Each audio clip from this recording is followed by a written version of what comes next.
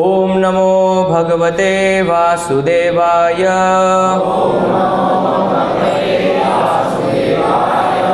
ओम नमो भगवते वासुदेवाय। ओम नमो भगवते वासुदेवाय।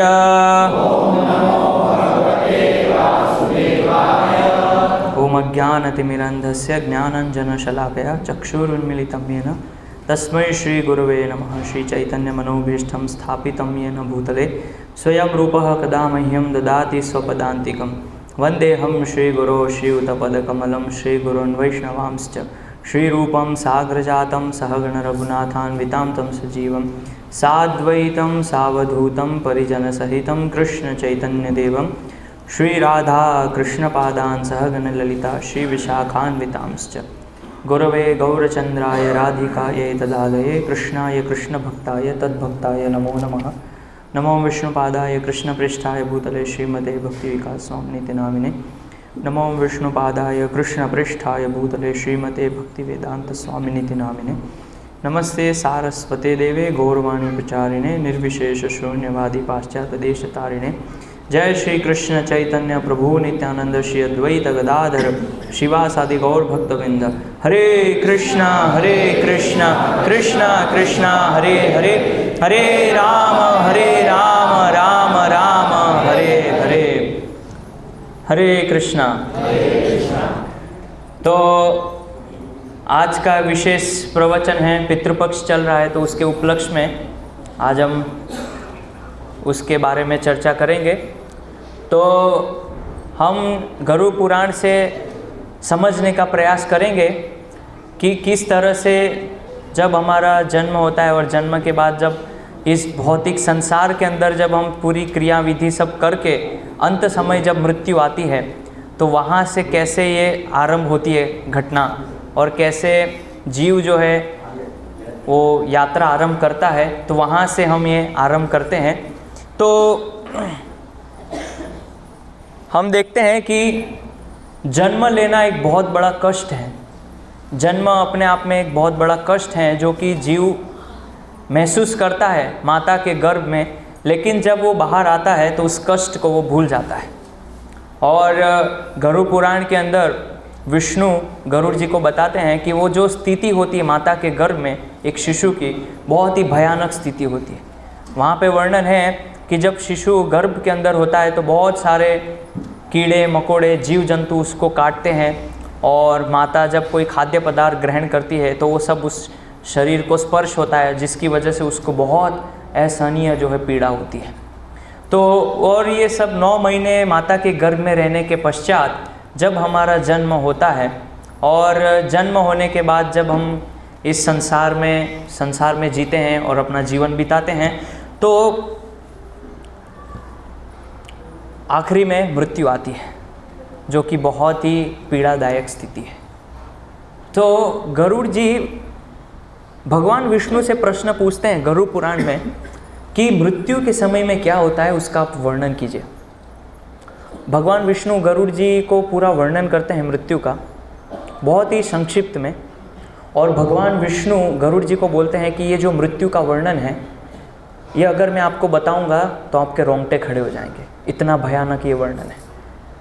गरुड़ जी की शक्ति आपको पता नहीं है। गरुड़ जी भगवान के महान भक्त हैं और उनकी शक्ति बहुत ही अपार है, लेकिन फिर भी जब भगवान मृत्यु का वर्णन कर रहे हैं, एक जीव की जो यातना होती है, तो भगवान कह रहे हैं कि गरुड़ जी इस विषय को आप सुन नहीं सकते, इतना भयानक ये विषय है। तो हम मृत्यु को बहुत सहजता से लेते हैं। अगर आप गरुड़ जी की शक्ति की तुलना करें तो वर्णन आता है कि श्रीमद् भागवत के 8वें स्कंद में जहाँ पे समुद्र मंथन लीला होती है, तो वहाँ पे सारे देवता दानव सब असुर मिलके पर्वत को उठाने का प्रयास करते हैं, लेकिन जैसे ही वो पर्वत को उठाते हैं तो सब गिर जाते हैं और देवी देवताओं के हाथ पांव टूट जाते हैं, सब असुरों के हाथ पांव टूट जाते हैं। फिर भगवान विष्णु गरुड़ जी के ऊपर बैठ के आते हैं, और गरुड़ जी अपनी एक पंख के ऊपर सारे देवी देवताओं को बिठाते हैं, देवताओं को दानवों को और असुरों को बिठा के, और एक पंख के ऊपर जो है वो पर्वत रखते हैं और उड़ के वहाँ पे चले जाते हैं। ये गरुड़ जी की शक्ति है। और फिर दूसरी एक जगह महाभारत में वर्णन आता है, जब गरुड़ जी को अमृत चाहिए था, अमृत की प्राप्ति उनको करनी थी, तो गरुड़ जी स्वर्ग में जाते हैं और इंद्र से बहुत ही भयानक उनकी लड़ाई होती है, बहुत ज़बरदस्त लड़ाई जिसका वर्णन आप सुन नहीं सकते, इतनी भयंकर लड़ाई होती है। और फिर अंत में इंद्र जो है अपना वज्र चलाते हैं गरुड़ जी के ऊपर, और गरुड़ जी जब उस वज्र को आते हुए अपनी तरफ देखते हैं तो गरुड़ जी इंद्र को हाथ जोड़ के बोल रहे हैं कि वास्तव में ये जो वज्र है ये दधीचि मुनि के हड्डियों से बना है, ये वज्र कुछ नहीं कर सकते, इसके अंदर बहुत शक्ति है, लेकिन चूंकि ये दधीचि मुनि जो कि एक महान ऋषि है, उनका सम्मान करने के लिए आपने ये अस्त्र छोड़ा है, तो मेरी पंख का मैं, ये जो मेरा इतना बड़ा पंख है उसका एक छोटा सा पंख नीचे गिरा देता हूँ आपके सम्मान के लिए, वैसे तो ये कुछ नहीं कर सकता है। तो वहाँ पे गरुड़ जी अपना एक छोटा सा पंख जो है नीचे गिरा देते हैं, ये उनकी शक्ति है। लेकिन जब ये वर्णन आता है नरक का और मृत्यु का, तो वहाँ पे भगवान विष्णु कह रहे हैं आप ये नहीं सुन सकते, ये बहुत भयानक वर्णन है। तो इसीलिए मृत्यु जो है वो बहुत ही भयानक स्थिति है, और वो अनुभव कौन करता है? जो व्यक्ति मृत्यु के समय में वहाँ पे निकट है, वो व्यक्ति इस चीज़ को अनुभव करता है। तो हमें लगता है कि कुछ नहीं है, शरीर छूट जाता है, आंखें बंद हो जाती है, आत्मा निकल जाती है, इतना सरल नहीं है जितना हम सोचते हैं। तो अब एक सामान्य रूप से लोग बोलते हैं कि चले गए। कौन चले गए? आत्मा शरीर से निकल चुकी है। तो पहले तो यमराज जो हमें नोटिस भेजते हैं, धीरे धीरे जब हमारी मृत्यु निकट आने वाली होती है तो हमें नोटिफिकेशन मिलते हैं, हिंट मिलती है कि अभी आपके दांत गिर गए हैं, हाँ, बाल सफ़ेद हो चुके हैं, हाथ में लाठी आ गई है, अब मृत्यु का समय निकट आ गया है। तो ऐसे ये सब हिंट मिलने के बाद भी हमको समझ में नहीं आता है। फिर जब अंतिम समय में हमारा शरीर पूर्ण रूप से जर्जर हो जाता है, जब हम कंठ से बोल नहीं पाते हैं, सही रूप से हम देख नहीं पाते हैं, और समझ जाइए कि अभी मृत्यु निकट आने वाली है, और जब हमारा शरीर छूटने वाला होता है तो दो भयंकर विकराल शरीर वाले यमदूत आते हैं, और इतना भयंकर उनका रूप होता है, इतना भयंकर वर्णन किया है कि, और आज लोग उसका कॉपी भी करने का प्रयास करते हैं यमदूत का, है ना, बाल को लाल कर देते हैं, कई लोग सफ़ेद कलर लगा देते हैं, तो यमदूत जैसे ही दिखते हैं एक तरह से।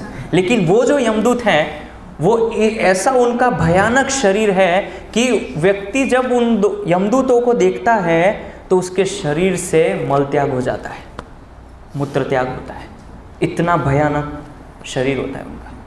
तो सामान्य रूप से हमारे शरीर के अंदर 9 प्रकार के द्वार बताए गए हैं। उस 9 द्वार से शरीर से जो आत्मा है वो प्रयाण करती है।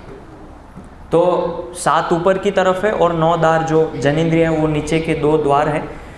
तो सर्वश्रेष्ठ मृत्यु बताई गई ब्रह्मरंध्र से आत्मा का निकलना, वो सर्वश्रेष्ठ मृत्यु, लेकिन ये बहुत कम लोगों के साथ होता है। तो जब यमदूत वहाँ पे आते हैं, उनके पास यमपाश होता है, भयानक उनके पास बड़े मुंह वाले विकराल शरीर वाले कुत्ते होते हैं जिसको देख के आदमी डर जाता है। ये मृत्यु की अवस्था है। और इतने सालों तक जो आत्मा शरीर के अंदर बना हुआ था, फेविकॉल की तरह एकदम चिपक गया है ना, आसक्ति हो गई पूरी शरीर से, और वो आत्मा शरीर से निकलना नहीं चाह रहा है, लेकिन यमदूत उसको जबरदस्ती खींच रहे हैं यमपाश से। समझ रहे? जब कोई वस्तु का फेविकॉल से चिपकाइए तो उसको निकालना बहुत कठिन होता है, बहुत संघर्ष करना पड़ता है। ऐसे ही ये आत्मा जो है शरीर के अंदर कई सालों तक इसमें वास किया है, 40 साल, 50 साल, 60 साल, 70 साल। तो कैसे ये आत्मा जो है ये शरीर को छोड़ना चाहेगी? नहीं छोड़ती आत्मा, बहुत आसक्त हो जाती है, लेकिन ज़बरदस्ती यमदूत जो है उसको खींचते हैं, और वो जो खींचना होता है वही हमारे लिए बहुत कष्ट का कारण बनता है। तो कई लोग कहते हैं कि मृत्यु के समय में जो है 40,000 बिच्छू डंक मारते उतनी पीड़ा होती है, लेकिन ये प्रमाण कहीं पे नहीं है, शास्त्र में गलत है। गरुड़ पुराण में बताया है, वृश्चिक शतद्रंष्टस्य या पीड़ा सा अनुभूयते। वृश्चिक मतलब बिच्छू, शत मतलब 100, द्रंष्टस्य मतलब डंक मारते हैं, या पीड़ा ऐसी पीड़ा सा अनुभूयते वो व्यक्ति अनुभव करता है। ये गरुड़ पुराण का श्लोक है। लेकिन ये जो प्रमाण है कि 40,000 बिच्छू एक साथ काटते हैं, ये कोई प्रमाण नहीं है शास्त्र में। लोग बोलते हैं, लेकिन गरुड़ पुराण का ये श्लोक है जिसमें बताया 100 बिच्छू एक साथ जब डंक मारते हैं, तो हमको कोई सामान्य चींटी भी काटती है तो हम तिल मिला जाते हैं। सोचिए आप, 100 बिच्छू एक साथ डंक मारते हैं, कल्पना कीजिए आप, वो मृत्यु के समय पीड़ा होती है, इतनी भयानक। तो इसीलिए इतना आसान नहीं है मृत्यु जितना हम सोचते हैं। इसीलिए बताया जाता है कि जीते जी हमें अपनी मृत्यु की तैयारी करनी चाहिए। अगर कोई व्यक्ति जीते जी अपनी मृत्यु की तैयारी नहीं करता है, भगवान की कथा सुन के, भगवान का प्रसाद लेके या भागवतम कथा श्रवण करके, तो उस व्यक्ति को ये सब पीड़ा होती है जो कि गरुड़ पुराण में बताया है। तो जब यमदूत हमारे शरीर से आत्मा को खींचते हैं तो हम कहते हैं कि मृत्यु हो गई, अब आत्मा जो है शरीर से निकल चुकी है। तो 2 शरीर होता है, एक स्थूल शरीर और एक दूसरा सूक्ष्म शरीर। तो जो हमारा स्थूल शरीर होता है उसको मिट्टी में दफना दिया जाता है, अंतिम संस्कार किया जाता है, राख बन जाती है। और फिर एक सूक्ष्म शरीर होता है जो कि मन बुद्धि अहंकार से बना होता है। तो आत्मा, अभी आत्मा के पास शरीर नहीं है, तो उस व्यक्ति को शरीर चाहिए। तो जब हमारी मृत्यु होती है तो उसको एक विशेष प्रकार का शरीर दिया जाता है जिसको बोलते हैं अतिवाहक शरीर, जो कि यातना के लिए बना होता है। तो जब ये हमारी मृत्यु होती है और 13 दिन का ये जो समय होता है जिसमें हम ये अलग अलग पिंड दान करते हैं, उसमें इस 13 दिन के अंदर हमारे एक विशेष शरीर का निर्माण होता है, जो गरुड़ पुराण में भगवान विष्णु वर्णन कर रहे हैं गरुड़ जी को। तो अतिवाहक जो शरीर है वो विशेष करके ये जो यातना अभी जीव भुगतने वाला है, इस अतिवाहक शरीर से वो यातना को भोगता है। तो बताते हैं कि जब हमारी मृत्यु होती है तो उसमें ये जो 13 दिन का समय होता है, और उसमें जब हम पिंडदान और ये सब विधि करते हैं तो पहले दिन में हमारा सिर और मस्तिष्क बनता है, ये वर्णन है गरुड़ पुराण। और फिर बताया दूसरे दिन में हमारी गर्दन और कंधे निर्मित होते हैं दूसरे दिन, और तीसरे दिन बताया हमारा जो हृदय है वो निर्मित होता है, और फिर चौथे दिन पीठ बनती है, और फिर 5वें दिन नाभि का विकास होता है, 6ठे दिन जो है करला बनती है, 7वें दिन जनेंद्रियां निर्मित होती है, हमारे शरीर के जो निम्न अंग है जनेंद्रियां, 8वें दिन जंघाएं बनती है, और फिर 9वें दिन घुटने और पैर, और फिर 10वें दिन जो है उसका शरीर जब निर्मित होता है तो उसकी शुद्धि करने के लिए 10वें दिन उसको भूख लगती है और उसकी शुद्धि के लिए दीप जलाया जाता है, या 11वें और 13वें दिन जो है भूख लगने पे रसोई करते हैं, भोजन दिया जाता है ब्राह्मणों के द्वारा। तो ये पूरी 13 दिन की विधि है। लेकिन बहुत सारे लोग ये विधि को पालन नहीं करते हैं, बोलते हैं हमें जल्दी कर दो, 7वें में सब निपटा दो, 5वें में ख़त्म कर दो। ऐसी कोई विधि है ही नहीं शास्त्र में। ये पूरी 13 दिन की प्रोसेस है, प्रक्रिया है, जो कि गरुड़ पुराण में भगवान विष्णु वर्णन कर रहे हैं। तो कभी मैंने एक ब्राह्मणों से पूछा था कि ये लोग जो शॉर्टकट विधि करते हैं, 5वें में कर दो, 7वें में ख़त्म कर दो, तो आप करते क्या हो? तो बोलते हैं महाराज जब क्या करें, लोगों के पास टाइम नहीं होता है तो 13वीं का हम उसमें कर देते हैं। लेकिन शास्त्र में कोई प्रामाणिक विधि नहीं है, प्रामाणिक विधि 13 दिन की होती है। तो इसीलिए बहुत ही भयानक जो है यातना हमको मिलती है।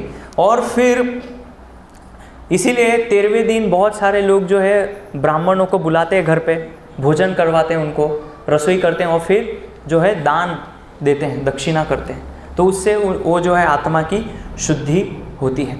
और फिर ये जब अतिवाहक शरीर निर्माण होता है, अब उसकी इस भूलोक से नरक की ओर यात्रा चालू होती है। अब वो नरक की ओर जा रहा है।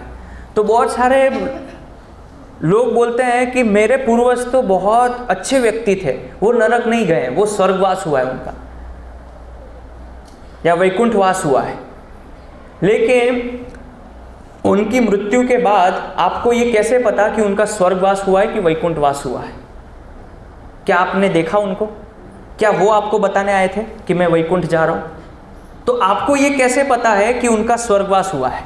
किस आधार पे, क्या प्रमाण है इसका? अभी मैं बताऊंगा कि स्वर्ग कैसे जाया जाता है, उसका वर्णन करूंगा। तो इसीलिए ये जो सब कथाएं हैं कि स्वर्गवास हुआ, वैकुंठवास हुआ, ये केवल बोलने के लिए है।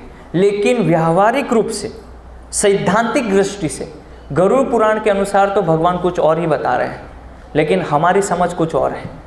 तो इसीलिए लोगों को क्या है, नरकवास बोलना अच्छा नहीं लगता है, इसीलिए वो बोलते स्वर्गवास हुआ।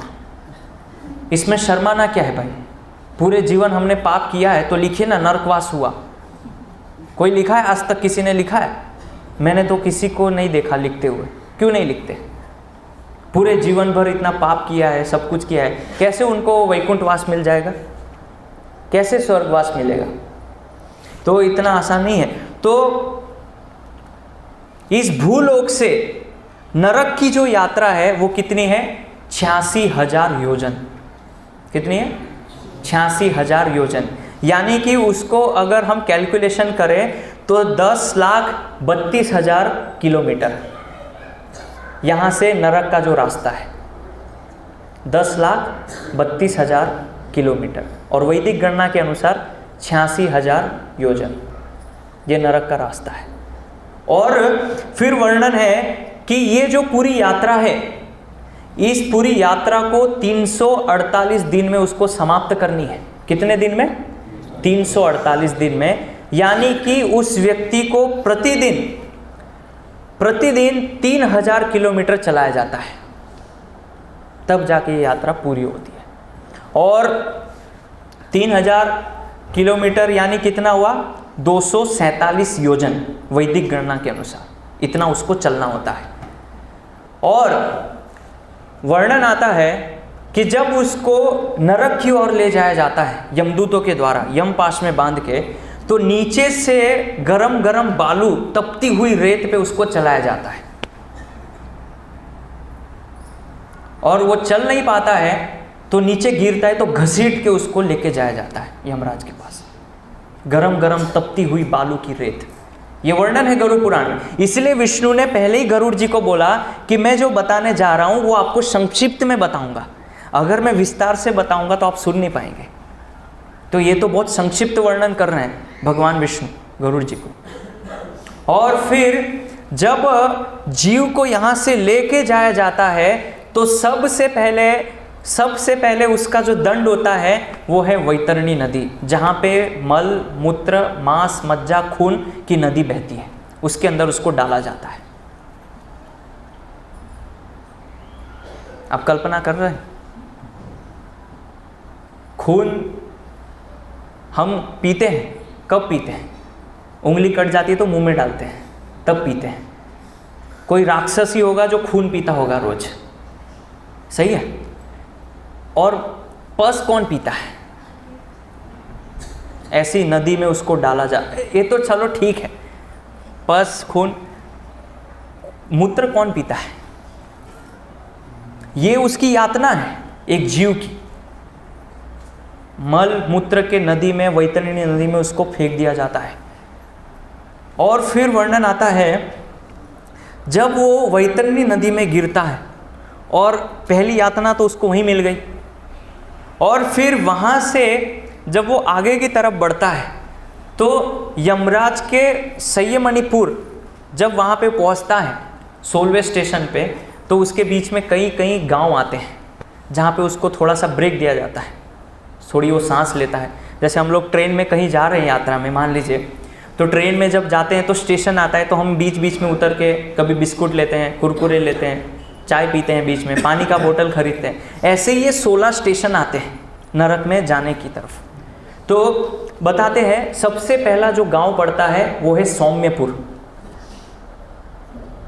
यहाँ से जब भूरलोक से नरक की तरफ जाता है तो पहला गांव है सौम्यपुर। फिर धीरे धीरे धीरे ये यातना जो है चलती रहती है। नीचे रेत तप रही है, गरम गरम धूप है ऊपर से, और नंगे पांव वो चल रहा है बालू पे, गरम गरम रेत पे। और फिर दूसरा गांव पड़ता है सौरीपुर, जहाँ पे उसको थोड़ा ब्रेक दिया जाता है, आराम, सांस लेता है थोड़ी।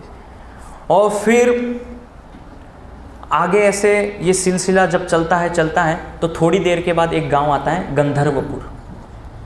वहाँ पे उसको रोक दिया जाता है, थोड़ा सा वो विश्राम करता है, आराम करता है। लेकिन उसके बाद ये समाप्त नहीं होता है। और फिर धीरे धीरे यहाँ पे फिर गरुड़ पुराण में वर्णन है, ऐसे करते करते वो एक और गांव पहुँचता है जिसका नाम है शैलग्राम। और फिर ऐसे करके क्रौंचपुर, ये दूसरा गांव पड़ता है। और फिर छठा गांव पड़ता है विचित्र भवन, जहाँ पे वो आराम करता है, विश्राम करता है।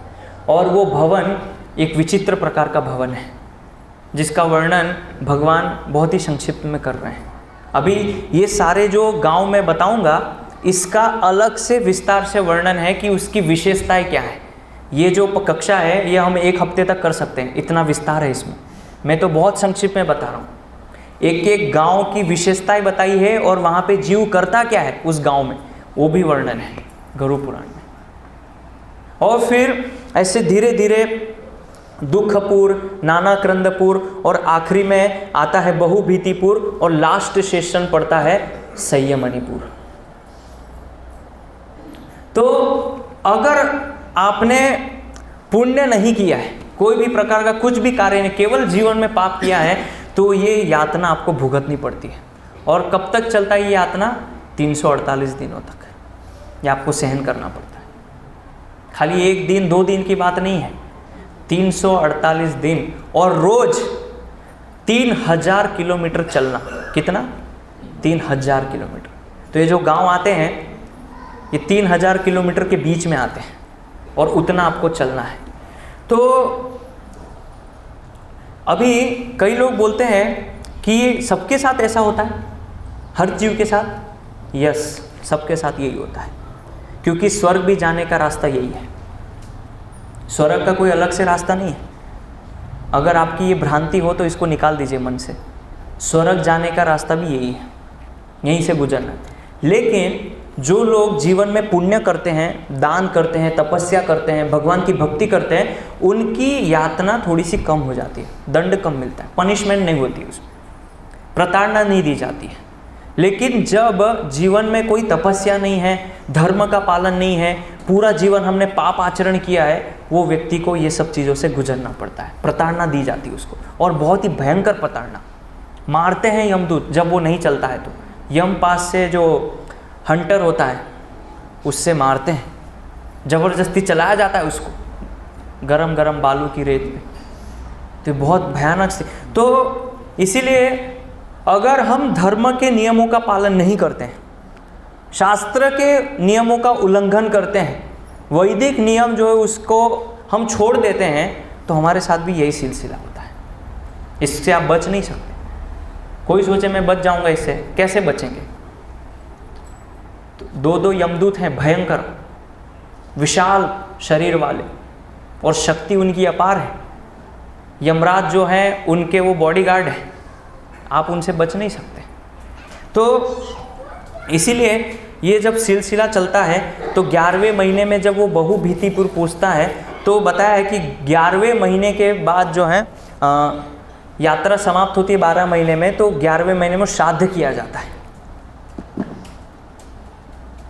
ये वर्णन है, भगवान विष्णु को बता रहे। तो इसीलिए कई लोग बोलते हैं कि नहीं, हमें क्या ज़रूरत है, हम तो ठीक है, हम तो सब बढ़िया कर रहे हैं। लेकिन वो यमराज को पता है कि आपने क्या किया है। आप अपने आप में संतुष्ट हो जाइए, लेकिन यमराज को सब पता है कि किसने क्या किया है, इसलिए बच नहीं सकता कोई। तो इस प्रकार से ये जब पूरी यात्रा समाप्त होती है तब वो जाके यमलोक पहुंचता है, संयमनीपुर, जहाँ पे यमराज एक भगवान के महान शुद्ध भक्त बैठे हुए हैं और उनकी सेवा है दंड देना। सोचिए, ये उनकी सेवा है।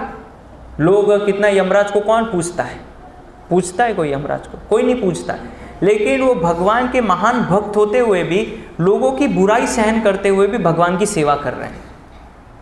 और कलयुग, जब कलयुग होता है तो कलयुग में नरक जो है ना वो हाउसफुल हो जाता है, कम पड़ते हैं नरक, और जो है बिल्डिंग खड़ी करनी पड़ती है। और यमराज जो है बहुत बिजी होते हैं कलयुग में, टाइम नहीं होता है उनके पास। इतने लोग तेजी से नरक की ओर जा रहे हैं, रोज प्रतिदिन कितने लोग नरक जा रहे हैं, कितने प्रकार के पाप कर रहे हैं, ऐसे ऐसे पाप लोग कर रहे हैं जिसके बारे में यमराज ने सोचा भी नहीं होगा कि कलयुग में लोग ऐसे भी पाप करेंगे, और उसके लिए सजाएं देनी पड़ती है यमराज को। और सतयुग में, बाकी युगों में इंद्र की जो ड्यूटी वो बहुत टाइट रहती है, हाउसफुल रहता है स्वर्ग। लेकिन अभी कलयुग में क्या है, इंद्र शांति से बैठे हुए भजन कर रहे हैं, क्योंकि पता है कोई स्वर्ग आने वाला ही नहीं है, सब तो नरक जा रहे हैं बहुत तेजी गति से। तो इसीलिए अभी काम बहुत ज़ोर शोर से चल रहा है नरक में, बहुत तेज़ी से। जैसे आपने देखा होगा जब शादी होती है घर में कैसे माहौल होता है ना, चिल्ला चोट कर रहा है, कोई किधर भाग रहा है, तो ये सब यमदूतों की स्थिति है, सब भाग रहे हैं, लोग आ रहे हैं नरक में, उनको यातनाएं देना है, सबका हिसाब किताब करना है, मेंटेन करना है। तो कलयुग में ये स्थिति है यमराज की, काम बहुत तेज़ी से चलता है। तो इसीलिए जीवन में धर्म का पालन कीजिए, कोई भी प्रकार का पाप मत। कैसे कैसे पाप करते हैं लोग, सोच नहीं सकते। से अब देखिए आजकल जो महिलाएं, माताएं हैं, बच्चों को गर्भ में मार देते हैं, कितना भयानक पाप है। एक जीव की गर्भ में हत्या करना, नहीं वो जीव नहीं है, अभी तो बाहर नहीं निकला है, वो जीव है, और उस जीव को हमने गर्भ में मार दिया। कितनी पूतना जैसे राक्षसियां हैं लोग जो गर्भ में बच्चों की हत्या करें। एक्चुअली पूतना तो दूसरों के मार रही थी, पूतना का नाम लेना भी बदनामी है स्त्रियों की। पूतना बेचारी वो भी शर्म से पानी हो जाएगी, मेरा नाम क्यों लिया। यहाँ की स्त्रियां खुद के बच्चों को मार रही है, पूतना किसी और के मार रही थी। हम कितना फॉरवर्ड हो गए, क्या फॉरवर्ड हो गए, ये फॉरवर्ड हो गए, हम ये विकास किया कि अपने ही जीव को एक माता अपने ही गर्भ में बच्चों को मारती, ये फॉरवर्ड है। ये कितना भयानक पाप है, आप सोचिए दूर का। नरक में किस प्रकार की यातनाएं दी जाएगी जीव को। अब ये जो पाप है गर्भ में मारना, ये पहले के समय में सोच भी नहीं सकते थे। आप देखिए प्रथम स्कंद के अंदर जब वर्णन आता है, जब पूरा कुरुक्षेत्र युद्ध समाप्त हो गया, उसके बाद अश्वत्थामा ने उत्तरा जो थी उनके गर्भ में परीक्षित को मारने के लिए ब्रह्मास्त्र छोड़े, 6 ब्रह्मास्त्र। और उत्तरा भगवान के पास जा रही है और भगवान से प्रार्थना कर रही है कि आप बचाइए। तो भगवान बोलते हैं कि आपके ससुर है इतने महान महान लोग, है ना, युधिष्ठिर महाराज सब खड़े हैं, उनके पास जाइए, आप मेरे पास क्यों है। बोले नहीं, मैं अगर मर जाऊँ तो चलेगा, लेकिन मेरे अंदर ये जो बच्चा है वंश, कुरुवंश, इसको आप बचाइए कृपा करके, मैं मरने को तैयार हूँ, मुझे मेरी खुद की रक्षा नहीं चाहिए। ये उत्तरा की शिक्षा है, ये संस्कार है। मैं ठीक है, मुझे कोई लेना देना नहीं, बच्चे को आप मार दीजिए डॉक्टर, कोई समस्या नहीं, मैं जीवित रहूँ, लेकिन बच्चे को मार दीजिए। ये हमारी संस्कृति है वहाँ पे उत्तरा।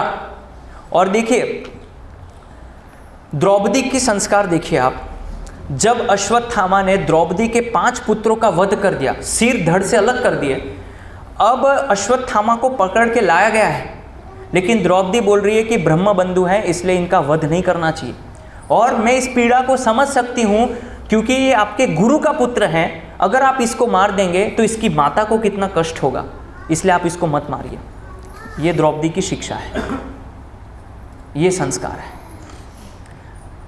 जो शत्रु है वो द्रौपदी के सामने खड़ा है, अर्जुन भीम इत्यादि उसको पकड़ के लाए अश्वत्थामा को, फिर भी बोलती क्षमा कर दो। और यहाँ हम क्या कर रहे हैं, समाज में लोग फॉरवर्ड हो गए और क्या कर रहे हैं, अपने बच्चों को खुद से ही अपने हाथों से मार रहे हैं। समझ रहे हैं, ये पाप है कलयुग में। ऐसे तो बहुत सारे पाप हैं जिसकी आप गणना नहीं कर सकते। ऐसे ऐसे पाप हैं जो शास्त्र में भी वर्णन नहीं है, कलयुग के जीवों ने निर्मित कर दिए, ऐसे ऐसे पाप हैं। तो इसीलिए बहुत सोच समझ के कार्य करना चाहिए, क्योंकि हमें इसका हिसाब देना होता है। संयमनीपुर में वहाँ यमराज बैठे हैं और वो हमारे कार्यों को देख रहे हैं। तो बताते हैं 330 मील बड़ा यमराज का भवन है। कितना? 330 मील। और वहाँ पे ये जो भवन है वहाँ के राजा है यमराज। वो बैठे हुए दंड लेके, मृत्यु दंड लेके, और 24 मील उसकी हाइट है। कितनी? 24 मील। 330 बड़ा, 24 मील ऊंचा। तो वहाँ पे मृत्युपाश, मृत्यु दंड लेके यमराज बैठे होते हैं। और फिर बताया है कि ये यमराज जो है वो निर्णय लेते कैसे, किस आधार पे लेते हैं। तो भगवान विष्णु आगे गरुड़ जी को वर्णन करते हैं कि जो यमराज होते हैं उनके 2 गुप्तचर होते हैं जिनका नाम होता है श्रवण और श्रवणी। ये 2 गुप्तचर हैं यमराज के। वो जीवों के अंदर जाके ये देखते हैं कि कौन व्यक्ति क्या विचार कर रहा है और कौन क्या कार्य कर रहा है। और ये जो 2 व्यक्ति है श्रवण और श्रवणी, ये जो पूरा जीव का डाटा है, पूरा जो रिकॉर्ड है, ये देते हैं चित्रगुप्त को। और चित्रगुप्त उसकी फाइल मेंटेन करते हैं, रिकॉर्ड बनाते हैं। यानी कि आपके जो भी चित्र है, जो भी क्रियाएं हैं, उसको वो गुप्त रखते हैं। और फिर यमराज ऐसे निर्दयता से, बहुत ही निष्ठुर रूप से किसी के ऊपर अत्याचार नहीं करते। बड़ी सी LED टीवी में आपको आपकी एक्टिविटी दिखाई जाती है ताकि आपको भी संतुष्टि हो जाए कि मैंने क्या किया है। कितने आपने मुर्गे खाए हैं, कितने अंडे खाए हैं, कितना आपने पत्ते खेले हैं, चौपड़ खेले हैं, झूठ बोला है, अवैध यौन संबंध रखा है, कितने प्रकार से आपने नाना प्रकार के पाप किए, वो सब टीवी पे चलाए जाते हैं। देख लो। यमराज कहते हैं आप खुद अपनी आंखों से देखो। तो जो भी हम कार्य कर रहे हैं, जो भी हम सोच रहे हैं, विचार कर रहे हैं, ये सब का डाटा मेंटेन होता है श्रवण और श्रवणी के द्वारा। CCTV फेल हो सकता है, ये फेल नहीं होता है। कभी कभी लोग बोलते हैं कि आप CCTV कैमरे की निगरानी में हैं, लेकिन किसी ने बोला आप यमराज की निगरानी में हैं। अभी एक्चुअली ये टाइटल बदल देना चाहिए, अच्छा रहेगा। आप यमराज की निगरानी में हैं, तो और सतर्क हो जाएंगे लोग। कि CCTV तो लोग सोचते हैं अरे बंद होगा फालतू में, ये डमी CCTV लगा दिया होगा मैनेजमेंट वालों ने, लेकिन यमराज से कौन नहीं डरेगा। तो लोगों को डराने के लिए ये डराने का नहीं है, ये असलियत है, गरुड़ पुराण में दिया है ये सब। कोई इसीलिए बहुत सारे जो पढ़े लिखे लोग होते हैं, जो एजुकेस्ट होते हैं, बहुत अच्छे पढ़े लिखे, सुसंस्कृत होते हैं, हम अपने आप को सुसंस्कृत, हम ये सब पे विश्वास नहीं करते हैं। ये तो कथा बताते हैं बच्चों को डराने के लिए, ताकि उसको नींद आ जाए अच्छे से।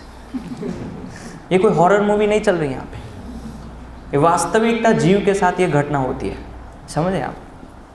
तो कुछ भी सोचने से पहले विचार कीजिए कि आप क्या सोच रहे हैं। कुछ भी कार्य करने से पहले जरा विचार कीजिए, इसका हिसाब आपको देना है। और फिर चित्रगुप्त जो है इस सारी चीज़ों को दिखाते हैं, और फिर उसके बाद आपका निर्णय होता है। और फिर वहाँ से श्रीमद् भागवत के 5म स्कंद में वर्णन है, 26 या 28 प्रकार के नरक हैं, जहाँ पे आपके कर्मों की गति के अनुसार आपको यातनाएं दी जाती हैं, और अलग अलग प्रकार की अब वो क्या यातनाएं होती है वो पूरा एक अलग विषय है, उस पे ऊपर हम नहीं जाएंगे, लेकिन बहुत भयानक यातनाएं होती है। जो व्यक्ति शराब पीता है तो बताया जाता है लोहा को गर्म करके पिघाल के उसके मुंह में डाला जाता है, गरम गरम जो सणसी होती है उससे मुंह खोलते हैं और गरम लोहा डाल देते हैं पिघला हुआ।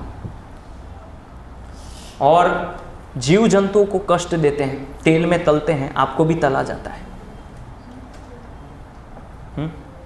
कोई जीव को अगर तेल, हमारी छोटी सी उंगली पकोड़े तलते समय जब चली जाती है तेल में, कितना कष्ट होता है। यहाँ पे पूरा शरीर तेल में डाल दिया जाता है, सोचिए।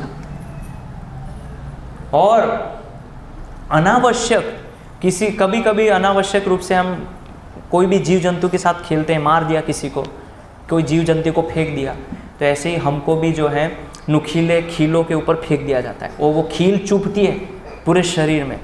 जो चोंच वाले गीद बाज पक्षी होते हैं, ये हमको डंक मारते हैं, आके चोंच मारते हैं और हमको पीड़ा होती है। ये सब यातनाएं बताई है नरक में। अभी वो बहुत विस्तार से हम नहीं जाएंगे, लेकिन ये सब होता है।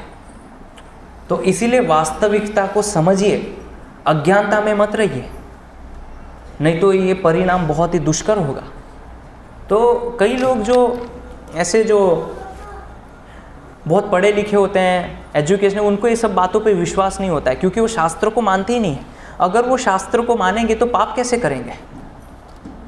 ये बात अगर उनको पता चल गई तो पाप नहीं कर पाएंगे ना। इसलिए ये सब बात मत करो आप, कुछ दूसरा टॉपिक बताइए, ये टॉपिक छोड़ दीजिए। क्यों? ये टॉपिक अच्छा नहीं लगता? क्यों? पता है ये टॉपिक सुनेंगे तो हमारे साथ क्या होना है, इसलिए ये अच्छा नहीं लगता है लोग। तो आप देखिए कितना ज़बरदस्त टेली पावर सिस्टम है ना। यमराज वहाँ बैठे हैं, श्रवण और श्रवणी आते हैं, एक एक जीव का डाटा मेंटेन करना कभी फेल नहीं हुआ है आज तक। ज़बरदस्त टेली पावर सिस्टम, तो ये सब होता है। तो फिर बताते हैं, वर्णन आता है कि वहाँ पे चित्रगुप्त जब ये सारी चीज़ें, हमारे जो गुप्त चित्र होते हैं उसको जब दिखाते हैं तो फिर हमारा डिसीजन होता है, और फिर डिसीजन के आधार पे जब हम यातनाएं भुगतते हैं तो फिर भगवद गीता में भगवान कृष्ण क्या बताते हैं? ऊर्ध्वं गच्छन्ति सत्वस्था, मध्ये तिष्ठन्ति राजसा, जघन्य गुणवृत्तिस्था, अधो गच्छन्ति तामसा। जिन्होंने अच्छे कर्म किए हैं, है ना, जीवन में हमेशा भक्तों की सेवा की है, भगवान का प्रसाद लिया है, कीर्तन किया है, दान इत्यादि तपस्या की है, तो बताए ऊर्ध्वं गच्छन्ति सत्वस्था। ऐसे सतोगुणी प्रकार के जो लोग हैं वो ऊर्ध्व गति को प्राप्त होते हैं। और मध्ये तिष्ठन्ति राजसा, जो मध्य में कभी पुण्य कभी पाप, थोड़ा थोड़ा बैलेंस है, तो बताए मध्य के लोकों में रहते हैं, जहाँ पे अभी हम बैठे हुए हैं, ये मध्य का लोक है। और ऊपर के लोग मतलब जनर लोक, तपर लोक, सत्य लोक, महर लोक, ये ऊपर के लोक हैं जहाँ पे उनको भेज दिया जाता है। और जिन्होंने हमेशा दूसरे जीवों को पीड़ा दी है, दूसरे जीवों को कष्ट दिया है, कभी तपस्या नहीं की है, धर्मों का पालन नहीं किया है, तो बताए अधो गच्छन्ति तामसा, जघन्य गुणवृत्तिस्थ, जिनने जघन्य से जघन्य पाप किए हैं, बहुत विचित्र पाप किए हैं, उनको ऐसे भयानक नीचे के लोकों में भेज दिया जाता है। अतल, वितल, सुतल, रसातल, महातल और पाताल, ये नीचे के लोक हैं जहाँ पे उसको भेज दिया जाता है, और जहाँ पे बहुत कष्ट मिलता है जीव को। तो इसीलिए आप देखिए आप कौन से गुण के अंदर काम कर रहे हैं, सतोगुण में है, रजोगुण में है या तमोगुण में है, और इसके आधार पे जो है हमारी गति होगी। तो इसलिए ये जो कर्म की गति है बहुत गहन है, गहना कर्मणो गति ही, हमारी कर्म की गति बहुत गहन है, कोई नहीं समझ सकता इसको, बहुत विचित्र है ये कर्म समझना। और फिर वर्णन आता है कि जिन व्यक्ति का भी डिसीजन पेंडिंग है, बैलेंस शीट जो है अभी विचार अधीन है कि क्या करना है, तो उन लोगों को एक जगह बैठाया जाता है वेटिंग रूम में, जिसको बोलते हैं पितृलोक। ऐसे आप स्टेशन जाते हैं, ट्रेन लेट हो गया, प्रतीक्षालय में बैठते हैं वेटिंग रूम में, तो ऐसे ही जिनका डिसीजन अभी सोचेंगे, विचार किया जाएगा, तो ऐसे लोगों को पितृलोक में बिठा दिया जाता है। ये पितृलोक है। तो पितृलोक कोई ऐसा नहीं है कि हम भी पितृलोक जाएंगे, पितृलोक नहीं जाएंगे हर कोई व्यक्ति, वो यमराज के हाथ में है कि किन का डिसीजन अभी पेंडिंग रखना है, अभी विचार अधीन है, उनकी शीट जो है उस पर अभी निर्णय लेना बाकी है। तो ऐसे लोगों के लिए जो है व्यवस्था की गई है। तो इसीलिए वहाँ पे जो है कोई भी प्रकार की व्यवस्था नहीं होती है, तो फिर वहाँ पे प्रावधान किया गया है। भगवान विष्णु फिर बताते गरुड़ जी को श्राद्ध विधि, ये फिर वर्णन आता है, पितृपक्ष में जो श्राद्ध विधि होती है उसका वर्णन आता है। तो इसीलिए ये जो श्राद्ध विधि है, तो पितृलोक में वहाँ के जो मैनेजर है उनका नाम है अर्यमा। भगवद गीता में आप 10वें अध्याय में पढ़ेंगे तो अर्यमा का वर्णन आता है। ये अर्यमा जो है पितृलोक के मैनेजर है, और ये जो अर्यमा है उनके वाहन है कौवा, इसीलिए श्राद्ध में पितृपक्ष में काकवास डालते हैं। तो ये जो काक है ये अर्यमा के वाहन है, और वहाँ पे हमारे पितरों को ये पहुँचता है। तो इसीलिए ये श्राद्ध मतलब श्रद्धा से की गई विधि, श्रद्धा के साथ कोई भी अन्न जल इत्यादि दान करना, तर्पण करना। तो ये जो 15 दिन का समय होता है, इसमें अगर हम अपना ये कर्तव्य नहीं करते हैं, श्राद्ध विधि में पितृपक्ष में अगर ये हम नहीं करते हैं, तो जब जीव को ले जाया जाता है तो बताया है कि हमारे जो ऑफरिंग है, ये जो भी हम तर्पण करते हैं वो 4 भागों में बंटता है, जिसमें से 2 पार्ट आत्मा को जाता है और 1 पार्ट जो है यमदूतों को जाता है। तो जब जो उनके पुत्र है, वंशज है, वो अगर पितृतर्पण नहीं करते हैं तो यमदूत गुस्सा होकर बहुत मारते हैं उनको, कैसे बच्चे पैदा किए, श्राद्ध भी नहीं कर रहे हैं, खिला भी नहीं रहे तुमको, और बहुत मारते हैं जबरदस्त। और पितृ भी जो है वो भी गुस्सा हो जाते हैं और फिर हमारे ऊपर दोष दृष्टि डालते हैं क्रोधवश।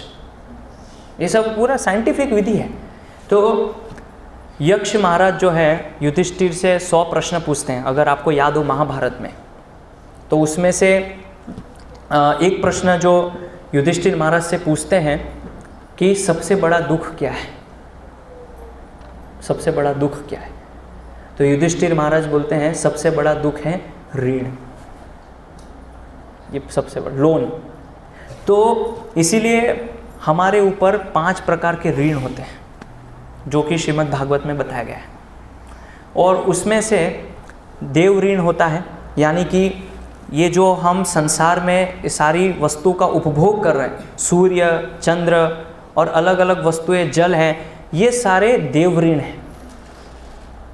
फिर दूसरा है भूत ऋण। भूत मतलब वो भूत पिशाच नहीं। कभी कभी लोग बोलते हैं हम भूत को मानते ही नहीं है। हम नहीं मानते भूत। भूत वास्तव में जीव को भी कहा जाता है। अगर आप भूत को नहीं मानते मतलब आप अपने अस्तित्व को ही नकार रहे हैं। भगवान क्या बोलते हैं, जीव भूत महाभाव। जीव भी भूत है एक प्रकार। तो भूत ऋण मतलब अन्य जो जीव है और पेड़ पौधे, जो जड़ी बूटियाँ, ये भूत ऋण है, अलग अलग जीवों का ऋण। और फिर तीसरा ऋण है आप्त ऋण। आप्त ऋण मतलब हमारे जो संबंधी जन हैं, हमारे जो परिजन हैं, वो भी एक ऋण है, उनसे भी हम कभी सहायता लेते हैं। और फिर दूसरा आता है पितृ ऋण, यानी कि पूर्वज, माता पिता, दादा दादी, नाना नानी, जो भी हमारे वंश में हुए, ये पितृ ऋण है। और फिर ऋषि ऋण, जो कि जिन्होंने हमको शास्त्र दिए हैं, ग्रंथ दिए हैं, और उस रचनाओं को पढ़ना, जैसे वेद व्यास जी हैं, उन्होंने श्रीमद् भागवतम दिया है, श्रीमद् भागवतम की रचना। तो अभी वेद व्यास जी का ऋण चुकाना है, श्रीमद् भागवत को लेके उसको पढ़ना, कथा को श्रवण करना। अगर ये भागवतम आप नहीं लेते हैं, नहीं पढ़ते, तो एक तरह से आप वेद व्यास जी का ऋण नहीं चुका रहे। और श्रीमद् भागवतम के अंदर सब दिया हुआ है कि कैसे हमको कर्म करना चाहिए, एक भक्त को क्या कार्य करना चाहिए, वो सब श्रीमद् भागवत में दिया है। तो ये ऋषि ऋण है। तो ऋषि ऋण कैसे चुकाते हैं, शास्त्रों को पढ़ने से, और उसमें से शास्त्रों का पूरा सार है श्रीमद् भागवत में। तो ये ऋषि ऋण हो गया। पितृ ऋण कैसे चुकाते हैं, ये श्राद्ध विधि से। तो इसीलिए ये जो पितृपक्ष आता है, जो कि भाद्रपद पूर्णिमा से आश्विन की अमावस्या तक चलता है, 15 दिन का समय होता है। तो इसके अंदर हम जो है अपने जो पूर्वज होते हैं, पितर होते हैं, उनको भोजन देते हैं। तो कब करना चाहिए श्राद्ध, प्रश्न होता है कब करना चाहिए। जिस दिन, जिस तिथि को आत्मा ने शरीर का त्याग किया है, उस तिथि को श्राद्ध करना चाहिए, ना कि उस तिथि को जिस दिन आत्मा का देह संस्कार किया है, अंतिम संस्कार किया है, वो तिथि नहीं। जिस दिन शरीर आत्मा से अलग हो गया है, वो तिथि। कभी कभी कई लोगों की अकाल मृत्यु हो जाती है, पता नहीं चलता है 3 दिन तक। तो फिर मालूम चलता है 3 दिन के बाद वहाँ वो पड़ा हुआ है, वहाँ फिर लेके आते हैं, अंतिम संस्कार करते हैं। नहीं, जो उसकी ओरिजिनल तिथि, जिस दिन आत्मा ने शरीर छोड़ा, अगर नहीं पता है तो ये अमावस्या, आश्विन की जो अमावस्या है, उसमें आप कोई भी प्रकार का श्राद्ध कर सकते हैं, अगर तिथि ज्ञात नहीं है तो। कौन कर सकता है श्राद्ध, पुत्र को करना चाहिए। अगर पुत्र भी नहीं है तो पुत्र के पुत्र, प्रपौत्र को करना चाहिए। अगर वो भी नहीं है तो फिर जो लड़की है उसके बेटे कर सकते हैं। अगर वो भी नहीं है तो फिर हमारे जो फ्रेंड है वो कर सकते हैं। अगर वो भी नहीं है तो राजा को करना चाहिए। अगर राजा भी नहीं है तो ब्राह्मण जो ये पितृकर्म करते हैं वो इस कार्य को कर सकते हैं। लेकिन अगर वो भी नहीं है तो आखिरी में एक स्त्री को करने का अधिकार है, लेकिन ये पहला उत्तरदायित्व नहीं है स्त्री का, सबसे लास्ट ऑप्शन। जब कुछ भी नहीं है, अगर आपके वंशज में पितृ की तरफ से कोई नहीं है तो मातृ की तरफ से देखिए कौन है, मेल मेंबर्स जो हैं, पहले उनको अवसर दिया जाना चाहिए। जब कोई ऑप्शन नहीं बचता है तब एक स्त्री कर सकती है, गरुड़ पुराण के अनुसार। तो इसीलिए कई लोग कहते हैं ये हम नहीं मानते इस विधि को, कैसे जाता होगा, हम जो भी यहाँ करते हैं वो वहाँ कैसे जाता है। अब मुझे एक चीज़ बताइए, जब यहाँ पे आप इंडियन रुपीस कहीं डालते हैं, मान लीजिए यूएस में डालते हैं, तो डॉलर में कन्वर्ट होके कैसे पहुँच जाते हैं वहाँ? यूरोप में जब डालते हैं तो यूरो में कन्वर्ट हो जाते हैं, जापान में जब डालते हैं तो येन रुपी में कन्वर्ट हो जाते हैं। ये कैसे होता है कि नहीं ये सिस्टम? तो जो जिस व्यक्ति को भगवान ने बनाया है और व्यक्ति जीव ऐसी सिस्टम बना सकता है, तो भगवान ये सिस्टम नहीं बना सकते। तो इसीलिए ये सिस्टम है। और फिर गरुड़ पुराण के अंदर ये वर्णन है कि ये जो 15 दिन का समय होता है, इसमें जल देना चाहिए, तर्पण करना चाहिए। तो भगवान विष्णु गरुड़ जी को बताते हैं कि तिल और कुशा से जो है तर्पण करना चाहिए, क्योंकि तिल जो है भगवान के पसीने से निकला है और कुशा भगवान के रोम से निकले हैं। वरादेव जो भगवान है उनके रोम से निकले, तो ये दोनों के माध्यम से पितरों को जल चढ़ाना चाहिए 15 दिन। ये तर्पण है, ये विधि है शास्त्र में। और अगर किसी व्यक्ति का एकादशी तिथि पे मान लीजिए मरण हुआ है, तो एकादशी तिथि पे हमें ये विधि नहीं करनी चाहिए, अगले दिन करनी चाहिए, क्योंकि एकादशी की तिथि पे वैष्णव जो होते भक्त होते हैं वो तिल का दान नहीं करते हैं, या एकादशी को तिथि पड़ती है तो उसको ना करते हुए अगले दिन करना चाहिए। और किसी व्यक्ति को मान लीजिए एकादशी तिथि पे मालूम है कि इसी दिन हुआ है, तो फिर आप फलाहार से उनका तर्पण कर सकते हैं, अन्न अर्पण नहीं कर सकते। एक वैष्णव की विधि है कि नहीं हमारे पितरों को तो अभी तिथि आई है एकादशी में, अब क्या करें, पूरी सब्जी नहीं, फलाहार, क्योंकि ये वैष्णव विधि है। एक स्मार्त विधि है जिसमें बहुत सारे नियम हैं, विधि विधान है, और एक वैष्णव विधि है जिसका भक्त लोग, वैष्णव लोग पालन करते हैं। तो गरुड़ जी फिर विष्णु जी से पूछते हैं कि ये भोग आता कैसे है, कैसे जाता है। तो भगवान विष्णु बताते हैं गरुड़ जी को कि वास्तव में जो वरुण होते हैं वो मेरे पास भोग को लेके आते हैं, और मैं ये जो भोग हैं, क्योंकि भगवान क्या बता रहे हैं, भोक्ताराम यज्ञ तपसाम सर्वलोक महेश्वरम, भगवान सभी वस्तु के भोक्ता है, तो उनके पास वो वस्तु जाती है और वो फिर अपने पितरों को पहुंचाते हैं। इसीलिए बताया गया है कि श्राद्ध विधि में जो है हम वैष्णव को घर पे जब बुलाते हैं तो बहुत सरल विधि है वैष्णव विधि। घर में वैष्णव को बुला के कीर्तन करना, भागवतम का श्रवण करना, भागवत उस दिन दान करना भागवतम, या भागवतम को लेना, कथा सुनना, क्योंकि आप भागवत महात्म्य में कथा अगर आपको याद हो धुंधुकारी और गोकर्ण की, तो गोकर्ण जाते हैं, सब कुछ करते हैं, तर्पण इत्यादि, लेकिन कथा नहीं करते हैं। और जब वो कथा करते हैं तब धुंधुकारी का मोक्ष होता है, भागवतम कथा श्रवण करना। तो इसीलिए इस श्रीमद् भागवतम की कथा करने से हमारे जो पूर्वज हैं, पितृ हैं, उनका मोक्ष होता है। तो इस तिथि में 15 दिन का जो समय होता है, इसमें भागवत कथा श्रवण करनी चाहिए घर के अंदर, या भागवतम पढ़नी चाहिए, या भागवतम किसी को दान करनी चाहिए। तो दान, दक्षिणा और श्रद्धा के साथ, जबरदस्ती नहीं है। श्राद्ध का मतलब होता है श्रद्धा के साथ। अगर श्रद्धा नहीं है तो मत कीजिए, क्योंकि फिर उसका भी ऋण आपको चुकाना तो पड़ेगा ही। अगर आप नहीं करेंगे तो दोष दृष्टि आएगी और फिर समस्या हो जाएगी। इसीलिए इसको वैष्णव विधि से हमें करना चाहिए। तो ये वैष्णव विधि है, घर में कीर्तन करना वैष्णव को। तो कभी कभी लोग क्या है, भगवान को भोग नहीं चढ़ाते और सीधा घर में ब्राह्मण को बुला के खिला देते हैं। ये सही विधि नहीं है। सही विधि है भगवान को, विष्णु या कृष्ण को भोग अर्पण करना और प्रसाद जो है ब्राह्मणों को देना। अगर आप सीधा ब्राह्मणों को खिला रहे हैं तो एक तरह से आप उनको पाप खिला रहे हैं, क्योंकि भगवद गीता में भगवान क्या बोलते हैं, यज्ञाशिष्ट सिनो संतो मुच्यन्ते सर्वकिल विषय भुंजन्ते ते त्वघम पापा ये पचंती आत्मकारणात्, कि जो मुझे भोग लगा हुआ प्रसाद नहीं खाता है वो एक तरह से पाप खाता है। तो अगर आपने श्राद्ध क्रिया पे भगवान विष्णु को भोग नहीं चढ़ाया तो एक तरह से आपने ब्राह्मणों को क्या खिलाया, पाप खिलाया। तो अभी तक जो हमने ग्रहण किया है भगवान को बिना भोग चढ़ाए, जितने भी हमने गोलगप्पे खाए मतलब वो पाप खाया है। हाँ, जितना भी आपने सैंडविच बर्गर खाया है वो सब पाप खाया है। तो अब ये पाप नहीं खाना है, बहुत बोझा हो गया है पाप का। तो इसको हटा के भगवान विष्णु को अर्पण करके भोग फिर प्रसाद हमें स्वीकार करना चाहिए। और श्राद्ध में भी यही विधि है।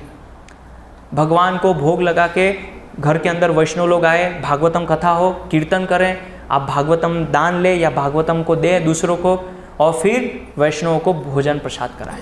ये सही विधि है, वैष्णव विधि। तो बहुत सिंपल, बहुत सरल है, और इससे पूर्वज जो है प्रसन्न होते हैं इस विधि से। तो फिर प्रश्न आता है, क्या ये जो पूरी श्राद्ध विधि है ये भक्तों को भी करनी चाहिए? भक्तों का क्या है? क्या भक्त भी, वैष्णव भी? तो मेरा प्रश्न ये है, क्या हम भक्त हैं अभी? तो हम भक्त के आड़ में जिम्मेदारियों से बचना चाहते हैं। कई लोग कभी कोई भक्त मुझे तर्क देते हैं, प्रभु जी ये तो पितृ पूजा है तो हम पितृ लोग जाएंगे, गीता में तो मना करते हैं। पितृ पूजा अलग है और पितृ कर्तव्य अलग है, इसको समझिए।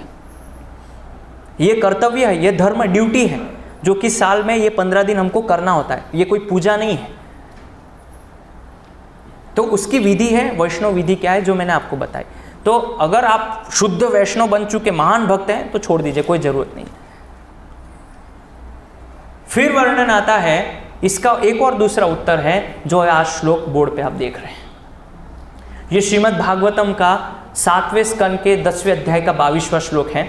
ये प्रसंग तब आता है जब प्रहलाद महाराज को उनके पिताजी बहुत प्रताड़ना देते हैं, और नरसिंह देव का जब अवतरण होता है, भगवान नरसिंह देव जब उनका वध करते हैं हिरण्यकशिपु का, तो भगवान कहते हैं कि प्रहलाद आप कुछ वर मांगिए, आप कुछ मांगिए, मैं आपसे बहुत प्रसन्न हूँ। तो प्रहलाद महाराज कहते हैं कि प्रभु आप कृपा करके मेरे जो पिताजी हैं इनका उद्धार कीजिए, इनका मोक्ष कर दीजिए, बस मुझे और कोई नहीं चाहिए।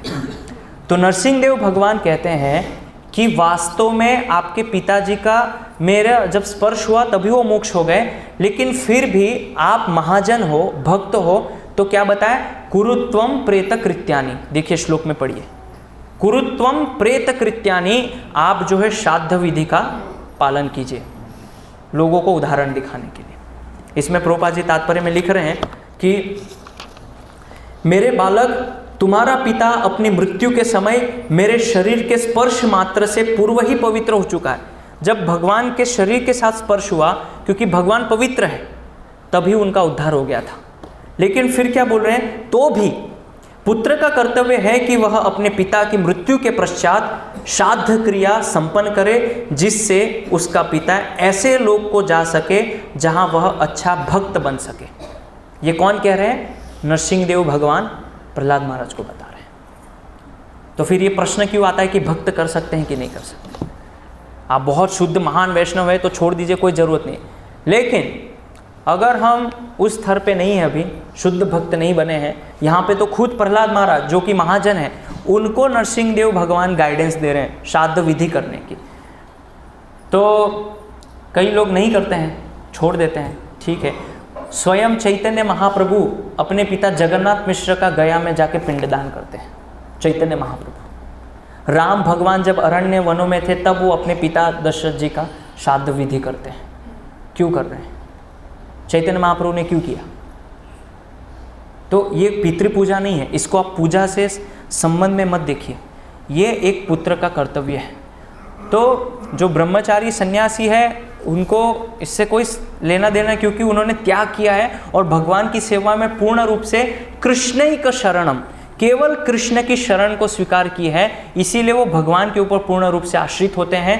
और जब वो भगवान की पूर्ण रूप से सेवा में समर्पित हैं तो भगवान उनके परिवार का भी उद्धार कर देते हैं। लेकिन जो समाज में है, जो गृहस्थ आश्रम में है, उनका ये कर्तव्य है पालन करना, इससे बच नहीं सकते आप। तो इसीलिए ये बहुत ही महत्वपूर्ण है इसको समझना। तो इसीलिए एक भक्त को जो है आशीर्वाद के लिए लालायित होना चाहिए। तो हमको जब ये सब हम करते हैं तो हमें भक्तों का, पितरों का और समाज का आशीर्वाद मिलता है। अगर ये जिम्मेदारी छोड़ देते हैं कि नहीं तो इससे क्या होगा, हम नहीं मानते, इस चीज़ को स्वीकार नहीं करते, तो क्यों रिस्क लेना है? अच्छा है, हमारे जो कभी कभी हमें लगता है कि मेरे पिता तो भक्त थे, वो तो भगवत धाम चले गए। अभी भी मेरा वही प्रश्न है, क्या प्रमाण है इसका? क्या प्रमाण है? तो रिस्क क्यों लेना है? क्यों हम अपनी ड्यूटी को छोड़ना चाह रहे हैं, कर्तव्यों को छोड़ना चाह रहे हैं? तो ये विधि है, करवाना चाहिए। वैष्णवों को घर पे बुलाना, प्रसाद करवाना, कीर्तन करवाना। तो इसीलिए इसमें कोई भी संशय नहीं रखना चाहिए कि पता नहीं उनको पहुंचता है कि नहीं। एक सामान्य आप देखिए, जब यहाँ पे कोई लेटर आप लिखते हैं तो लेटर भी हम कहीं डालते तो पहुंच जाता है, कैसे पहुंचता है? आप यहाँ बैठ के ईमेल टाइप करते हैं और वहाँ अमेरिका में कैसे चला जाता है? जब एक सामान्य टेक्नोलॉजी सिस्टम यहाँ काम करती है तो भगवान जो कि अनंत कोटि ब्रह्मांड के नायक है, उनके ब्रह्मांड में कोई सिस्टम नहीं होगी एक चीज़ दूसरी चीज़ जाने के लिए, कोई सिस्टम नहीं होगी। सोच के देखिए ज़रा, तो ये इनलॉजिकल है। तो बहुत सारे लोग जो है इसको मानते नहीं हैं। तो ये श्राद्ध विधि जो है एक अच्छा अवसर है। इस अवसर पे 15 दिन में एक भोजन, वैष्णव भोजन कराना तो ठीक है, लेकिन उसमें भी सबसे महत्वपूर्ण है भागवत विधि। भागवत विधि में सबसे पहले आता है श्रवण और कीर्तन। तो श्रवण किस चीज़ का? श्रीमद् भागवतम का। और कीर्तन हरे कृष्ण महामंत्र का कीर्तन। ये भागवत विधि है, श्रवण और कीर्तन। तो जिन लोगों के पास इस श्राद्ध में, पितृपक्ष में अगर भागवतम नहीं है तो दान कीजिए दूसरों को या खुद लीजिए, तो उससे पितृ जो है वो प्रसन्न होंगे।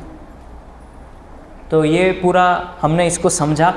इसका और विस्तार से हम वर्णन कर सकते हैं, लेकिन समय अभी उतना नहीं है, तो यहाँ पे हम विराम करते हैं। हरे कृष्ण। किन लोगों के पास ये श्रीमद् भागवत ग्रंथ नहीं है? तो आज आपके पितरों के मोक्ष अर्थ के लिए या उनके आध्यात्मिक भगवत धाम के मार्ग के लिए ये भागवतम उनके आशीर्वाद के रूप में आप उसको दान कीजिए या खुद स्वीकार कीजिए। कोई है लेना चाहते हैं आज इसको अपने पिताजी के नाम से, या दान करना चाहते हैं मंदिर में? है कोई? कोई नहीं, सब ऋण से मुक्त हो गए। आप लेंगे? क्या नाम है आपका? ये दे छोटा सा बालक जो है प्रेरणा दे रहा है सबको, लेकिन बड़े बड़े लोगों को समझ नहीं आ रहा है। तो ये भागवत विधि आप खुद देखिए। हम भागवत महात्म्य में गोकर्ण धुंधुकारी की कथा सुनते हैं, लेकिन उससे प्रेरणा क्या ली हमने? क्या प्रेरणा मिली? प्रेरणा ये मिली कि भागवत कथा सुन के वास्तव में उनका उद्धार हुआ, धुंधुकारी का। तो श्रीमद् भागवतम का ये 15 दिन में रोज़ एक एक अध्याय पढ़ना चाहिए भागवतम से। तो अगर आपके पास नहीं है तो प्लीज़ मेरा निवेदन है, ये मेरी जो कथा है तभी सार्थक है जब आप ये भागवतम ग्रंथ लेंगे, इसको या तो दान करेंगे आपके पिताजी के नाम पे, स्पॉन्सर कीजिए। हम बहुत सारा दान करते हैं ना, कपड़े बांटते हैं, चप्पल बांटते हैं, बर्तन बांटते हैं, उससे अच्छे भागवतम दीजिए दान। वो चप्पल तो कुछ साल बाद टूट जाएगी, बर्तनों में क्रैक आ जाएंगे, लेकिन ये भागवतम इटर्नल, शाश्वत है, इसका कभी नाश नहीं होता है। और वेद व्यास जी ने सब कुछ इसके अंदर वर्णन किया है, सब कुछ। तो कृपा करके मेरी रिक्वेस्ट है आपसे कि ये जो पितृपक्ष चल रहा है, इसमें बहुत सारे लोग हैं, आते हैं, बोलते हैं प्रभु जी भोजन करवाना है, आप आइए घर पे प्रसाद लीजिए। देखिए हमारा पेट इतना सा है, छोटा सा है, कितना भोजन करेंगे? आप चाहेंगे खिलाना, हम खा नहीं पाएंगे, लेकिन हमारे आशीर्वाद ये है कि भागवतम लीजिए। ये तो कोई भी ले सकता है। आप बोलेंगे कि प्रभु जी हमें 10 भागवतम चाहिए, हम अभी दे देंगे तुरंत, लेकिन आप बोलेंगे कि 15-20 कचौड़ी खा जाइए, कैसे खाएंगे हम? खा पाएंगे? लेकिन ये कर सकते हैं हम, इतना कर सकते हैं आपके लिए। तो ये कीजिए आप, भगवत गीता है, भगवत गीता दान कीजिए, डिस्ट्रीब्यूट कीजिए पितृपक्ष में। आपके जो घर में लोग आते हैं उनको बुलाइए और ये दान कीजिए, भागवतम दीजिए। ये वास्तव में भागवत विधि और वैष्णव विधि है। नहीं तो कर्मकांड विधि में तो बहुत सारे अलग अलग तरीके हैं, उसमें हम अभी विस्तार से नहीं जाएंगे। वो भी मेरे पास विधि है, लेकिन मैं वो क्यों बताऊं आपको? मैं तो वैष्णव विधि बताऊंगा आपको, भागवत विधि बताऊंगा, क्योंकि हम वैष्णव हैं, भगवान के भक्त हैं। तो जो विधि शास्त्र में वो पालन करनी चाहिए, कर्मकांड विधि नहीं, वो दूसरे लोगों के लिए। तो आशा है कि इससे कुछ आपको समझ में आया होगा। तो इसका परिणाम है, यहाँ पे श्यामकुंड प्रभु है, उनको आप अपना नंबर, एड्रेस दीजिए, तो हम घर पे आएंगे, कीर्तन करेंगे, ये भागवतम को आपको दान भी करेंगे, और आप किसी को चाहे तो दान भी कर सकते हैं। तो ये पूरी एक विधि हो जाएगी, वैष्णव विधि। हरे कृष्ण। कोई प्रश्न, जिज्ञासा? भागवत का दान, उनका नाम पूछ लीजिए। आपका नाम? तो मनोज गुप्ता प्रभु जी जो है आज भगवान के सामने संकल्प ले रहे हैं कि उनके पिताजी पूर्वज के ऊर्ध्व गति के लिए वो भागवतम मंदिर में दान करना चाहते हैं। तो हम सभी हरे कृष्ण महामंत्र से उनका धन्यवाद करेंगे। हरे कृष्णा कृष्णा कृष्णा हरे हरे, हरे राम राम राम हरे हरे। तो हम भगवान से प्रार्थना करते हैं कि उनके जो पूर्वज हैं वो श्रीमद् भागवतम रूपी ग्रंथ के माध्यम से भगवान के धाम की तरफ आगे बढ़े और भगवान की भक्ति में अग्रसर हो। हरे कृष्णा।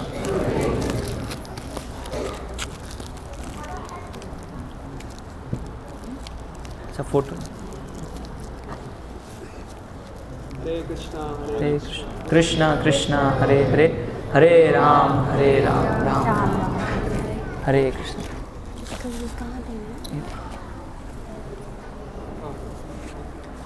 और कोई भक्त पूर्वजों के उद्धार के लिए, आध्यात्मिक उन्नति के लिए? जी आपका नाम? प्रेम नारायण।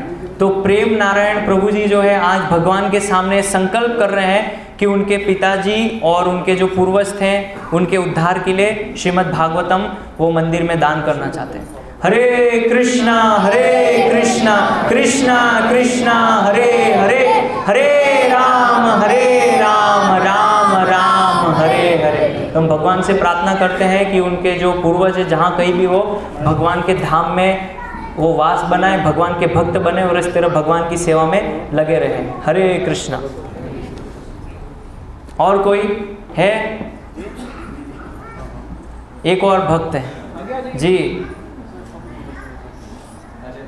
अजय। तो अजय मिश्रा प्रभु जी ने भी आज इस श्राद्ध में पितृपक्ष में संकल्प लिया है कि उनके पूर्वजों के उद्धार के लिए वो श्रीमद् भागवतम जो है दान लेना चाहते हैं और दान करना भी चाहते हैं, खुद भी पढ़ना चाहते हैं। तो हम हरे कृष्ण से उनका स्वागत करते हैं। हरे कृष्णा कृष्णा कृष्णा हरे हरे, हरे राम राम राम हरे हरे। हम भगवान से प्रार्थना करते हैं उनके जो पूर्वज हो भगवान के धाम में रहें और भगवान की सेवा में लगे रहें। और कोई? बहुत अच्छा समय है। एक और प्रभु जी हैं जी, बताइए नाम? राजेश द्विवेदी।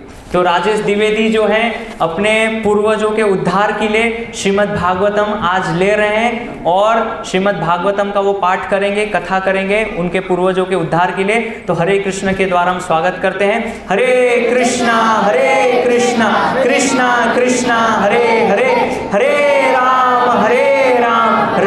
राम हरे हरे। हरे कृष्ण। और कोई? एक और जी, नाम बताइए? मनोज गुप्ता।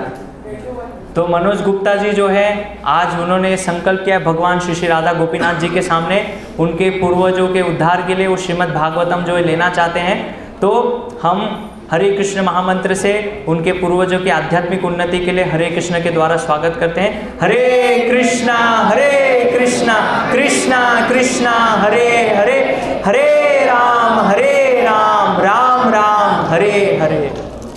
हरे कृष्ण। फोटो।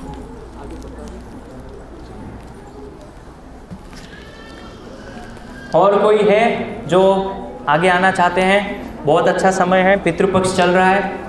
अपने पिता पूर्वजों के बारे में आप थोड़ा विचार करके सोच सकते हैं, अभी भी समय है। हरे कृष्णा कृष्णा हरे हरे, हरे राम राम राम हरे।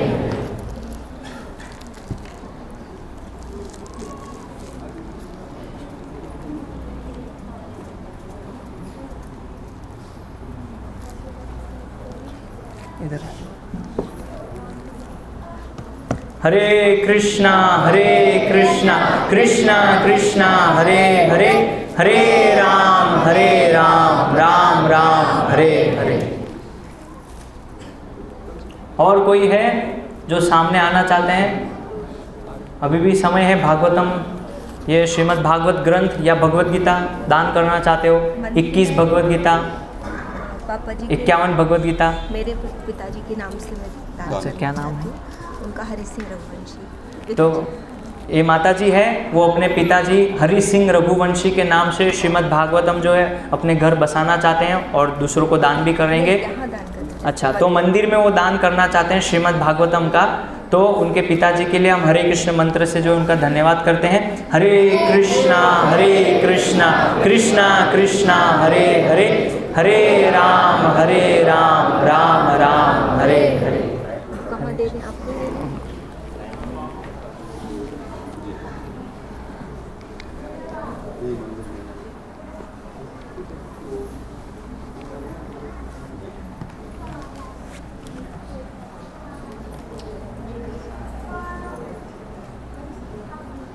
ओके। श्रीमद् भागवतम की जय, शिला प्रभुपाद की जय, निताय गौर प्रेमानंदे हरि। हरे कृष्णा कृष्णा कृष्णा हरे हरे, हरे राम राम राम हरे हरे, हरे कृष्णा। बहुत बहुत धन्यवाद सब सभी का। हरे कृष्णा।